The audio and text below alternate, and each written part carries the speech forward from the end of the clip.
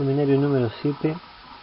Este seminario se llama Visión Integral de la Respuesta Inmune Antimicrobiana, y en este seminario vamos a hacer un repaso de los contenidos que venimos viendo hasta ahora y una integración de algunos de esos contenidos. Bueno, este repaso, esta integración la vamos a encarar analizando brevemente algunos mecanismos relevantes en la respuesta inmune, en primer lugar contra microorganismos de replicación extracelular. Luego analizaremos la respuesta inmune antiviral, luego la respuesta inmune frente a microorganismos que replican dentro de vesículas, y finalmente la respuesta inmune frente a parásitos gusanos o helmintos. Bien, comencemos hablando entonces con lo que es la respuesta inmune innata frente a microorganismos de replicación extracelular, principalmente bacterias y hongos. Bueno, luego de que se produce la infección por estos microorganismos, que esquematizamos en rojo en la figura, en la diapositiva, lo primero que ocurre es que estos microorganismos son reconocidos por receptores presentes principalmente en las células inmunitarias, pero también, por ejemplo, en células epiteliales, por receptores que llamamos receptores de reconocimiento de patrón.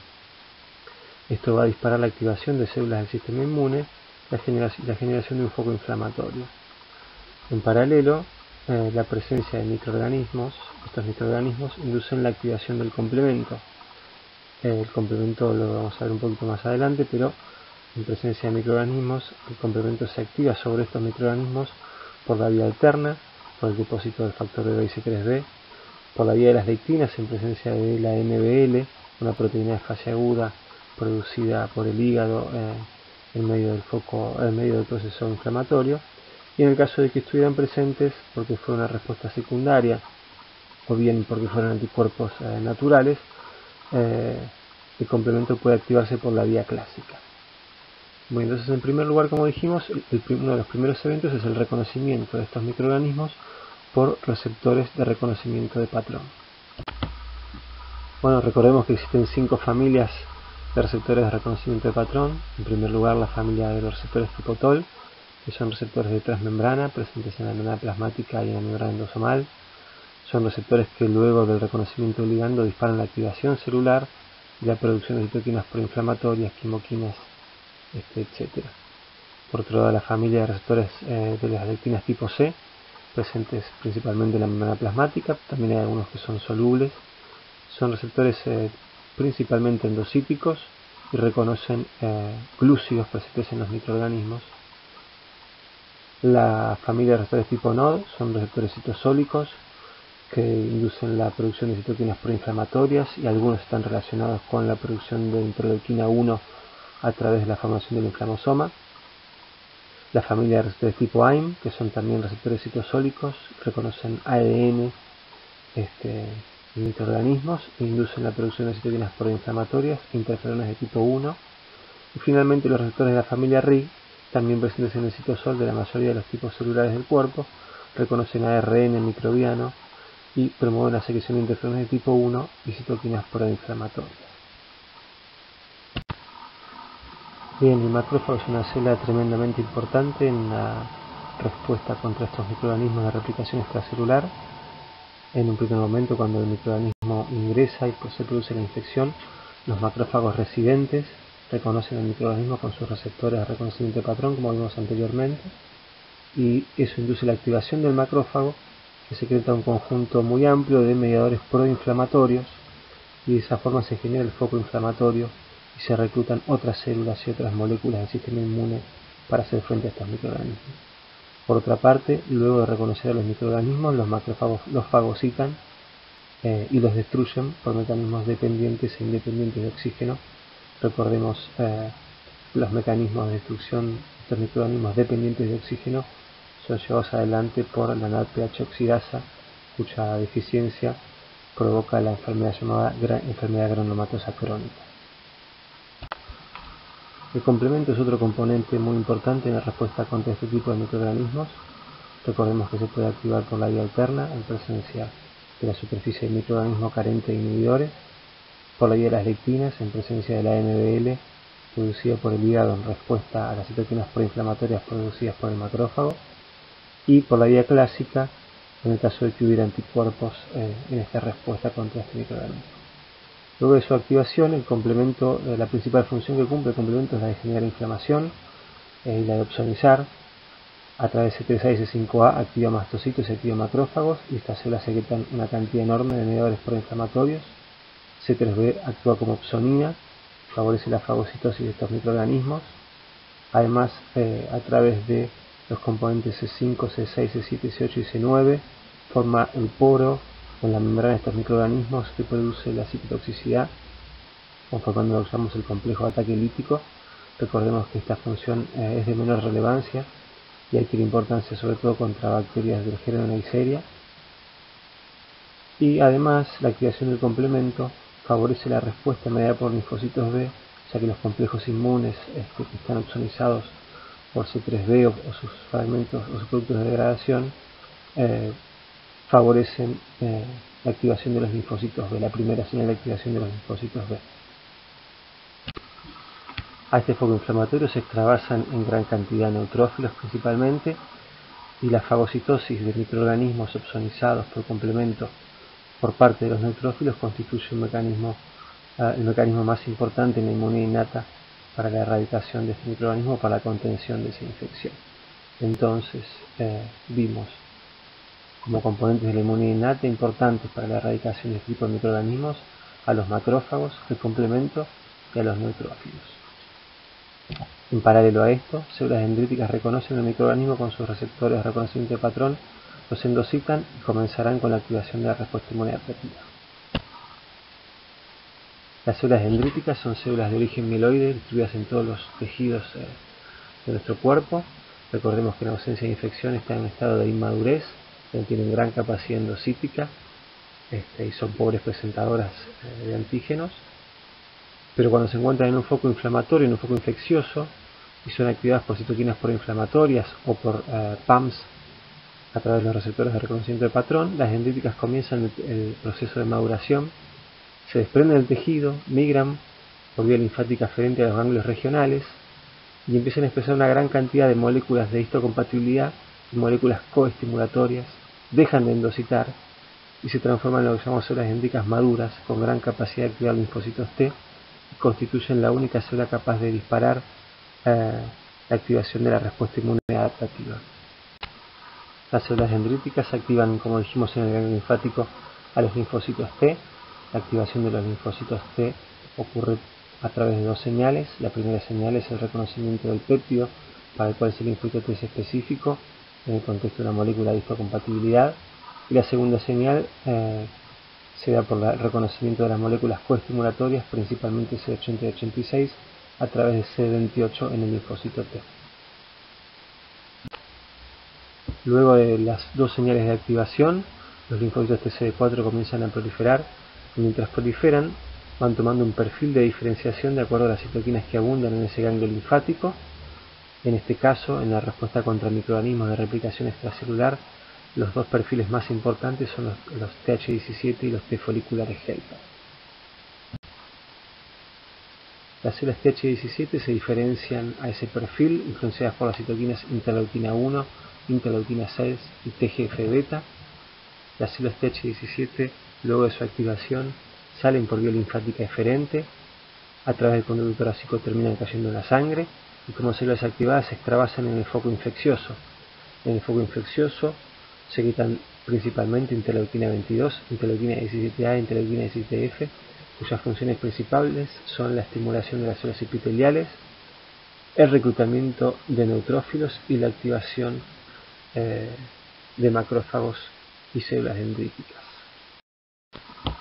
En paralelo a la activación de las células TH17, los antígenos microbianos también llegan al ganglio linfático en forma soluble con su conformación nativa y son retenidos por macrófagos subcapsulares en las zonas B. Los linfocitos B que están recirculando por ese ganglio, algunos linfocitos B que están recirculando por ese ganglio, son capaces de reconocer estos antígenos. Esos linfocitos B que reconocen el antígeno reciben su primera señal de activación, endocitan el antígeno, lo procesan y lo presentan en moléculas de clase 2. Y algunos linfocitos TCD4, influenciados por la citoquina interleuquina 21, se diferencian en un perfil T folicular helper. Las células T foliculares helper expresan CXR5, el receptor para CXL3 es la citoquina producida en la zona B de los ganglios linfáticos. De esa forma los T foliculares helper se acercan a los folículos primarios y buscan de nuevo el antígeno para el cual son específicos. Lo encuentran en la superficie de linfocitos B que se han podido reconocer ese mismo antígeno, lo hayan endocitado y presentado en moléculas de clase 2. Los T foliculares helper de esta forma, al reconocer el péptido para el cual son específicos en la superficie de los linfocitos B, le dan la segunda señal de activación a estos linfocitos B, lo que va a disparar finalmente la formación de los centros germinales y la producción de anticuerpos. Luego de su activación, algunos linfocitos B rápidamente migran a la médula del ganglio, se diferencian a plasmocitos de corta vida media y comienzan a sectar IgM de baja afinidad para el antígeno, y otros linfocitos B forman el centro germinal y pasan por el proceso de maduración de afinidad, por los procesos de maduración de afinidad y cambio de isotipo, para luego diferenciarse a plasmocitos de larga vida media y producir anticuerpos con switch de isotipo y de alta afinidad para el antígeno.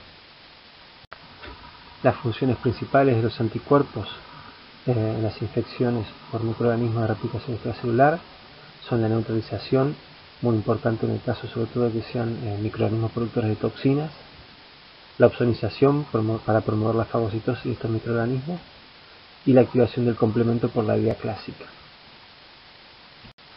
Entonces, en el foco infeccioso, los linfocitos TH17 secretan interleuquina 22 e interleuquina 17, con lo cual potencian la respuesta inflamatoria y el reclutamiento de más neutrófilos.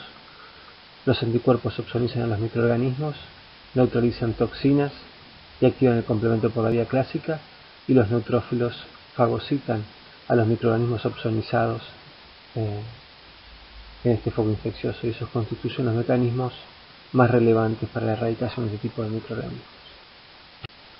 Recordemos también a los linfocitos B1 y a los linfocitos B de la zona marginal del vaso, que son células de una importancia crítica contra las infecciones por bacterias capsuladas. Bueno, ahora vamos a hablar un poquito de la respuesta inmunitaria frente a los virus. Los virus, como podrán recordar, son microorganismos intracelulares obligados, utilizan la maquinaria biosintética y energética de las células para reproducirse. En esta diapositiva podemos ver un resumen de lo que vamos a ver en este repaso. En cuanto a la inmunidad, los mecanismos efectores más importantes de la respuesta inmune son los interferones alfa y beta y las células NK, y en cuanto a la respuesta inmunadaptativa, los efectores más importantes son los linfocitos T citotóxicos y los anticuerpos. La respuesta inmunitaria reconoce a la presencia de los virus principalmente reconociendo PAMs constituidos por los ácidos nucleicos virales. Los receptores más importantes para reconocer estos PAM virales son los receptores de tipo TOL 3, 7, 8 y 9, que son los receptores de tipo TOL presentes en la membrana endosomal, los receptores de la familia RIG, RIG1 y MDA5, los receptores de la familia NOD-NLRP3 y receptores de la familia AIM. Las primeras células que reconocen a los virus durante una infección viral son las mismas células infectadas. Las células infectadas poseen receptores de la familia RIG y de la familia AIM en su citosol. Al reconocer la presencia de ácidos nucleicos virales, estos receptores disparan la producción de interferones de tipo 1, o sea, interferones alfa y beta por parte de las células infectadas. Esos interferones actúan en forma autócrina y en forma parácrina sobre las células vecinas y generan lo que llamamos un estado de resistencia a la replicación viral. Este estado de resistencia a la replicación viral es llevado adelante por un conjunto de proteínas sintetizadas por las células estimuladas por los interferones. Estas proteínas tienen actividad antiviral, principalmente degradando a componentes virales o inhibiendo la síntesis de estos componentes.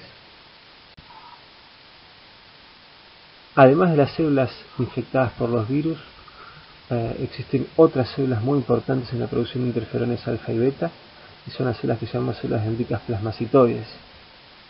Las células dendritas plasmacitoides empiezan a extravasar en los sitios donde hay una infección viral,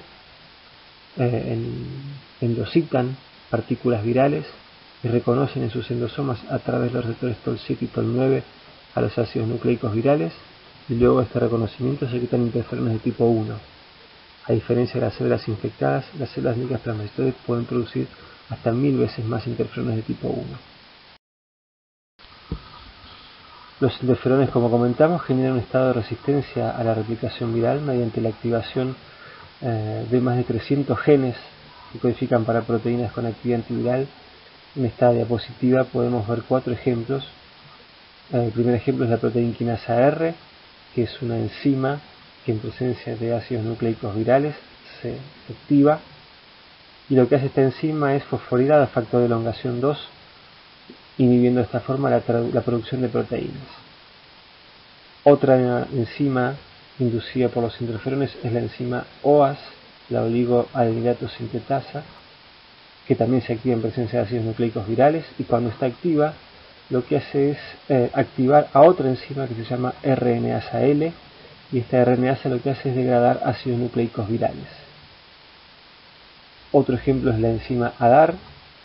La enzima ADAR lo que hace es generar mutaciones en las moléculas de ARN, produciendo alteraciones en el genoma viral. Y finalmente el otro ejemplo son las GTPasas de la familia MX, que lo que hacen es interactuar con proteínas de la cápside viral, provocando alteraciones en el ciclo de replicación de los virus. Otra célula muy importante en la inmunidad antiviral son las células NK. Las células NK llegan al foco infeccioso, reconocen a las células infectadas mediante un balance de señales activadoras e inhibitorias de un gran conjunto de receptores que tienen en su membrana, y lo que hacen es inducir la apoptosis de las células infectadas mediante los sistemas de FAFAS ligando y perforina de enzimas. Otra de las funciones importantes de las células NK es la secreción de citoquinas, principalmente el interferón gamma. Recordemos, como se ve en la diapositiva, que existen dos poblaciones principales de células NK: las células NK CD16 Bright, CD56 DIM, que representan el 90% de las NK en sangre periférica, y son las que tienen una mayor actividad citotóxica y menor actividad productora de citoquinas. Y en menor medida, o las que están en menor presencia en sangre, representan solamente un 10%, son las células CD56 Bright, CD16 DIM. Se extrasan principalmente en los ganglios linfáticos y su función principal es la secreción de citoquinas, principalmente el interferón gamma. Como resumen, luego de una infección viral, las células infectadas reconocen a los virus a través de los receptores de la familia RIC y de la familia AIM y secretan interferones de tipo 1. Los macrófagos del tejido reconocen esos virus a través de sus receptores, principalmente a través de sus receptores de tipo TOL endosomales, TOL3, TOL7, TOL8 y TOL9, y secretan citoquinas proinflamatorias. Recordemos que se extravasan también en estos tejidos las células dendritas plasmacitoides, que reconocen a los virus por TOL7 y TOL9 y secretan interferones de tipo 1 en mayor cantidad que las células infectadas. Y las células NK, que reconocen a las células infectadas por el balance de señales activadoras e inhibitorias, y su función más importante es la de la citotoxicidad de las células infectadas, y además producen interferón gamma, que modula la respuesta inmunoadaptativa para que adquiera un perfil adecuado para hacer frente a los virus. Bueno, ya entrando en el terreno de la inmunidad adaptativa antiviral, en cuanto a los linfocitos TCD4, los perfiles más relevantes en la inmunidad antiviral son el perfil TH1 y en menor medida los linfocitos T foliculares helper, ya que los anticuerpos neutralizantes cumplen una función relevante en la inmunidad antiviral. Entonces, en la respuesta inmune antiviral, los linfocitos TCD4 se diferencian influenciados principalmente por la interleuquina 12 y el interferón gamma en células TH1. Las células TH1 secretan interferón gamma, interleuquina 2 y TNF-alfa y participan principalmente en la activación de macrófagos y en la estimulación de las células NK y de los linfocitos TCD8, todas células críticas en la respuesta inmune antiviral. Repasemos un poquito la activación de los linfocitos TCD8. La activación de los linfocitos TCD8 ocurre en forma similar a la activación de los TCD4, con las dos señales de activación. La señal 1, el reconocimiento del péptido para el cual son específicos, en este caso en el contexto de una molécula de clase 1, y la segunda señal, el reconocimiento de moléculas coestimulatorias en la dendrítica por parte de CD28. Sin embargo, a diferencia de los linfocitos TCD4, los TCD8 requieren mayor cantidad de moléculas coestimulatorias para poder recibir esa segunda señal correctamente. Entonces, muchas veces las células dendríticas, cuando llegan al ganglio, no tienen la cantidad adecuada de moléculas coestimulatorias en su membrana y la adquieren solo después de interactuar previamente con un inhibidor TCD4. O sea, las células dendríticas logran su mayor estado de maduración luego de la interacción con un inhibidor TCD4. El inhibidor TCD4 estimula las células dendríticas a través de CD40 ligando, y la estimulación a través de CD40 ligando hace que la dendrítica llegue a su mayor expresión de moléculas coestimulatorias y de esta forma puede activar en forma eficiente a los linfocitos TCD8. La función principal de los linfocitos TCD8 citotóxicos en las infecciones virales es precisamente la de reconocer y eliminar a las células infectadas por virus. La forma de reconocer a las células infectadas para el TCD8 es el reconocimiento de péptidos virales en moléculas de clase 1 presentadas por la célula infectada en el tejido. Bien, en paralelo a la activación de los linfocitos TCD4 en un perfil TH1 y TCD8, también se activan linfocitos B antivirales. Estos linfocitos B, como vimos anteriormente, reconocen a los antígenos con su conformación nativa, luego reciben colaboración por parte del linfocitos T foliculares helper y secretan anticuerpos IgM de baja afinidad en un primer momento y anticuerpos switchados de alta afinidad en un segundo momento. La función principal de los anticuerpos en la inmunidad antiviral es la de la neutralización. Recordemos, como muestra esta diapositiva, que los virus, para poder infectar a las células susceptibles, requieren de proteínas virales que interaccionen con receptores celulares, y esa interacción de proteína viral y receptor de entrada permite la infección de las células. Cuando los anticuerpos interaccionan con la proteína viral que se une a los receptores de entrada, impiden esta interacción, el virus queda neutralizado, o sea, queda como un virus incapaz de infectar. La neutralización es la función principal de estos anticuerpos, ya que se ha demostrado que anticuerpos que reconocen otras proteínas virales que no tienen que ver con la entrada viral no son relevantes en la inmunidad antiviral, y si son relevantes los que producen esta actividad neutralizante. Resumiendo un poco entonces, los mecanismos más importantes en la respuesta inmune antiviral en cuanto a la inmunidad innata son los interferones de tipo 1 producidos por las células infectadas y por las células dendríticas plasmacitoides, y las células NK capaces de matar células infectadas. Y en cuanto a la inmunidad adaptativa, los mecanismos más importantes son los linfocitos T citotóxicos que matan a las células infectadas y los anticuerpos con actividad neutralizante. Bien, en esta parte de la clase vamos a ver los mecanismos inmunes más importantes para hacer frente a lo que llamamos microorganismos intravesiculares, que son un conjunto heterogéneo de microorganismos que replica principalmente dentro de vesículas de macrófagos. En esta diapositiva tenemos algunos ejemplos de este tipo de microorganismos: las bacterias Mycobacterium tuberculosis y Brucella, el hongo Histoplasma capsulatum y el parásito protozoario Leishmania. Son algunos de los ejemplos de microorganismos que replican dentro del sistema vesicular de los macrófagos.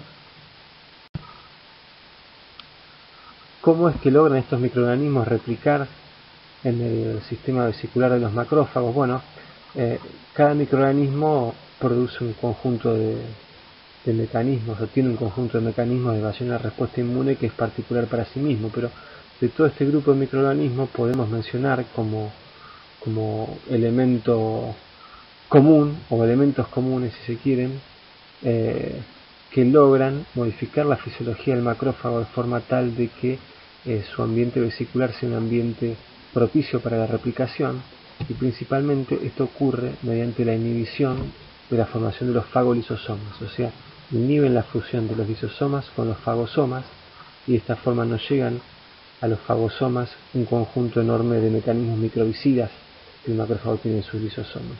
Además, típicamente también inhiben la secreción de citoquinas y hacen otro conjunto de cosas, pero este primer mecanismo que mencionaba es un mecanismo común a todo este tipo de microorganismos y que probablemente el mayor relevante para poder vivir en ese sitio, que es el sistema vesicular de los macrófagos.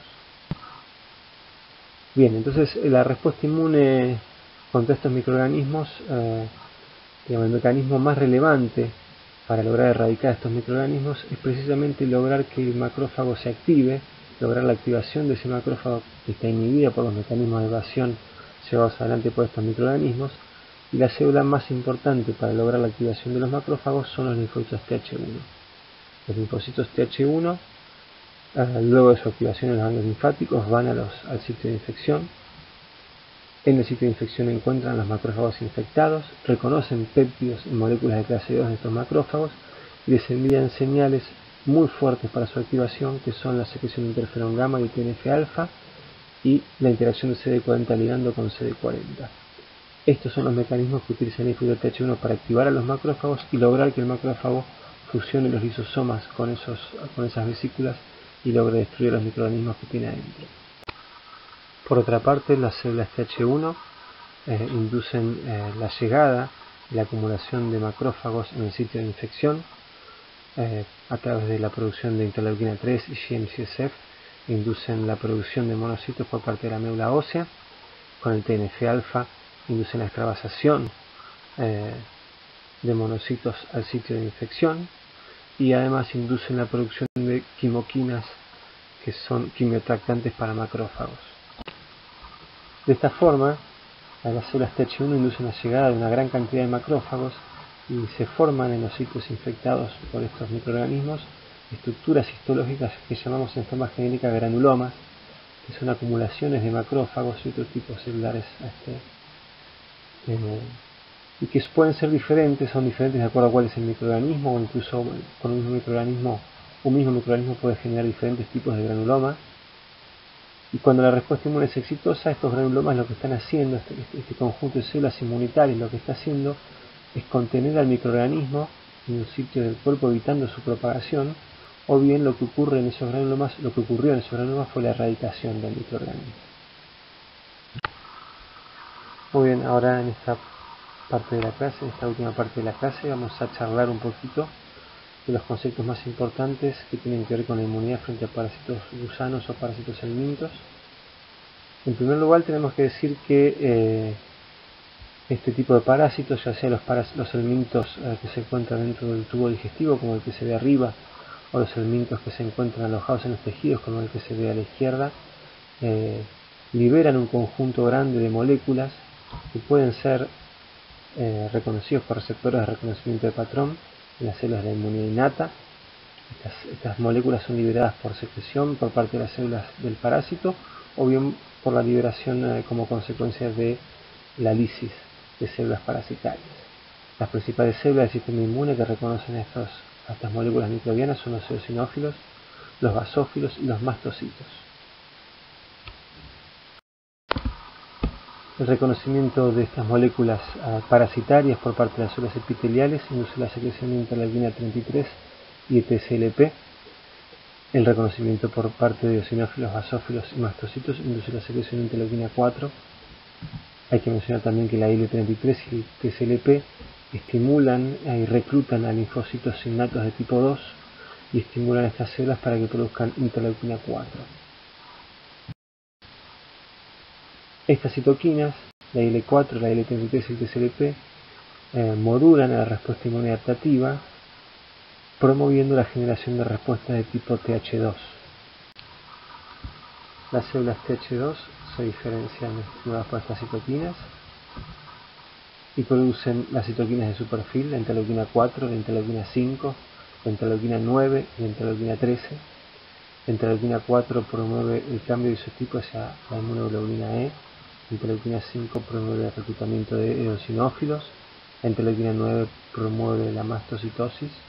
La interleuquina 4, la 9 y la 13 promueve la estimulación de la producción de moco por parte de las células epiteliales, y la interleuquina 4 y la interleuquina 13 participan en la hiperreactividad bronquial y la remodelación de la vía aérea que se puede ver en fenómenos de alergia. De esta forma, los linfocitos Th2 generan la llegada de anticuerpos de tipo inmunoglobulina E al tejido.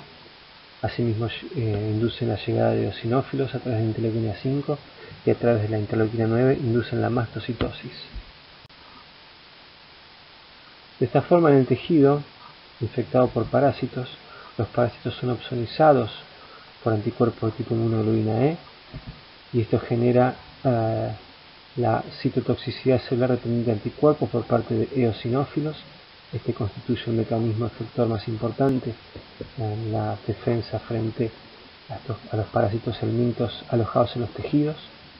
Las citoquinas producidas por estas células de la inmunidad innata y la inmunidad adaptativa inducen la secreción de moco y el aumento del peristaltismo, lo cual promueve la expulsión de los parásitos gusanos que están adentro del tubo intestinal. Muchas gracias.